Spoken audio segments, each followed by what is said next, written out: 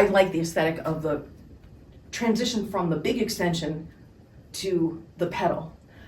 But then when you start getting into versions of them where you're feeling this, right? This is a polyrhythmic technically, because what's actually happening is you're doing with this hand half, and with the other hand 1.5 on the anti-spin, as it's right. So my right was an overhand, and my left was an underhand. So it's 1.5 rotations coming down and half a rotation going up.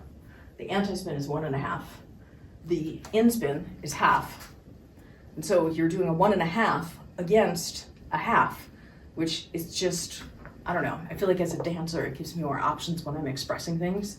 But I don't know, I'm a geek. I've studied music before I started dancing, so I have a strong connection to music. I played piano for 25 years before I had to give that up. And then I had to give it up because I got tendonitis so bad. I literally, one day, I it was like this. I had a bottle in my hand and I could not hold it. I lost my grip strength literally overnight.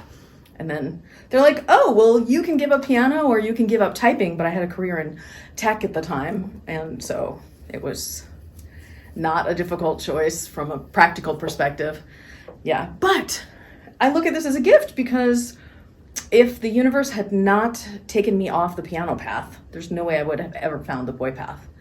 The Poi path, I came into it as a healing modality, and it's been fantastic for me for that. It's so many things. I love Poi so much. I'm so addicted.